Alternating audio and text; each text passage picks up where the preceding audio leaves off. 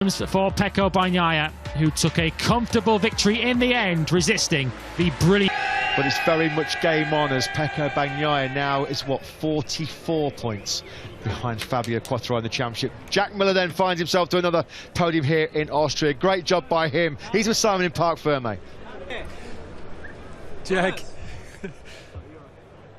Jack, it's so good to see you consistently in that front group ever since Germany, since you've made that setting change. How do you feel about today? I feel real good. You know, the bike was working fantastic all weekend.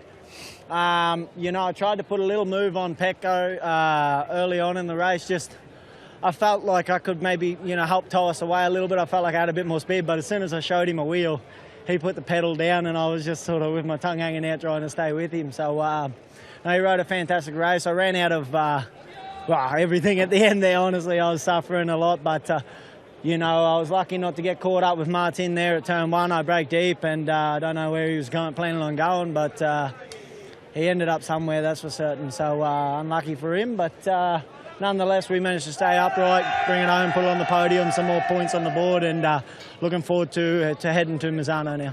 Great job, Jack. Yes, mate, thank you. Yeah, another great job then by Jack Miller. That's actually moved him up to 5th place in the World Championship after the misfortune for Enea Bastianini. These two then were going at it, weren't they? Locking horns here at the Red Bull Ring right to the last lap. Jorge Martin, though, just getting a little bit overexcited, a little bit over-ambitious on the brakes going into that first corner. And that's why Jack Miller had a relatively safe cruise to the podium for the Australian. Great job by him. Yeah, you kind of can't blame, and I think that was why we saw the body language in the Pramac box. Martin had to try it, and he tried, and unfortunately, it didn't come up trumps. Well, Fabio Quartararo's nickname, El Diablo, that's translated as the devil. Well, he rode like the devil, didn't he, today? Absolutely awesome job by him. Pecco Bagnaia will take the plaudits as your race winner as Ducati's golden run continues here at the Red Bull Ring in Spielberg. That's their 7th win in 9 around this circuit. They've had now, 14 of 27 podiums here so far this weekend. Has he worn through the bottom of his boot there? Second-hand boot there, isn't it? Yeah, there's not a lot left of that, is there? And that's where it was all disappearing as he was putting his foot down in more ways than one, in a literal sense and in a metaphorical sense today. Pecco Bagnaia. Hot right toes, but Yes. a hot pace. That was the most important thing for Pecco Bagnaia. We'll hear from our race winner very, very shortly in Parc Ferme with Simon after another fantastic job by him. But fantastic is the appropriate word for Fabio Quartararo, second in the Austrian Grand Prix with Simon in Parc Ferme. Fabio, this year you keep forcing me to say that's the best ride I've ever seen you do, and then you do it again. How do you rate today? I rate it one of my best races for sure, but it's so difficult to make races like that. You know, I'm pushing myself to the limit, nearly crashed a few times, and physically it's tough to ride like that. I'm on qualifying every single lap, so of course I'm super happy, but this track is tough. A lot of accelerations. And also, I feel quite happy because, you know, I made a great start, but not good first laps. Then I could really make some great comeback, and yeah, a few more laps and could have been a great fight. But yeah, I was just on the limit everywhere, and unfortunately on the acceleration and the straight we lose too much. But anyway, I feel happy, and thanks to the fans to come here, and yeah, see you in Misano. Awesome work, Fabio. Thank you. Well, there you heard it straight from him. They were like 28 Q2 laps, weren't they? That's how hard he was having to push. And this was one of the best overtakes, not just of that Grand Prix, but of the season so far.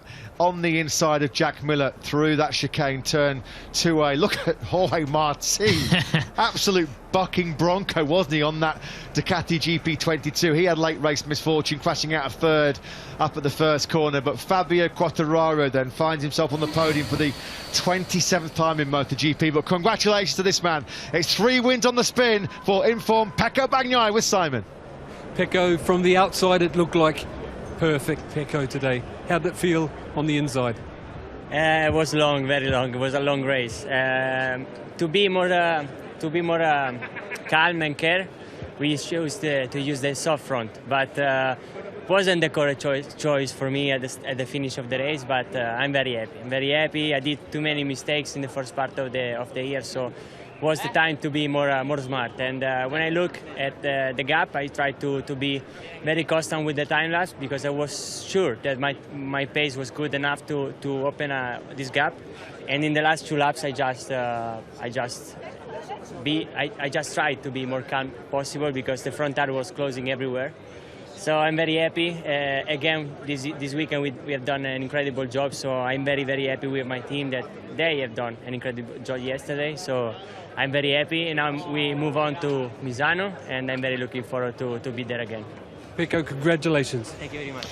He's got the job done here in Austria, as so many Ducati riders have done in the past. And what's coming up next? Misano and Motorland Aragon, 2 tracks which Pecco Bagnaia and the Ducati in particular go exceptionally well at. It's very much game on in this World Championship. Fabio Quartararo moves on to 200 points. But here is our race winner. And this is a man who's performing heroics on that factory Ducati like only really Casey Stoner has done in the past. He's got friends in high places, this man, hasn't he? Before that win in Silverstone a couple of weeks ago, he had some pre-race tips from Casey Stoner and Valentino Rossi, but he's the man on board twisting the throttle, and he did it to perfection here today.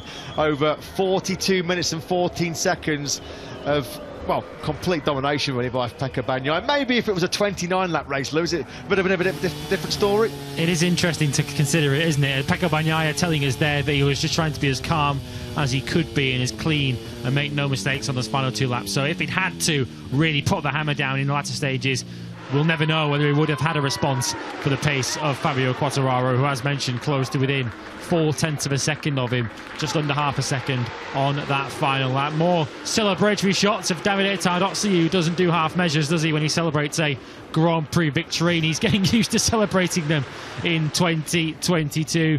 How many more will he celebrate, and will they carry Pecco Bagnaia to the World Championship? Fabio Quartararo making it clear here this afternoon that even on a circuit that doesn't play to the Yamaha strengths, he will fight tooth and nail for every last point. He's got all the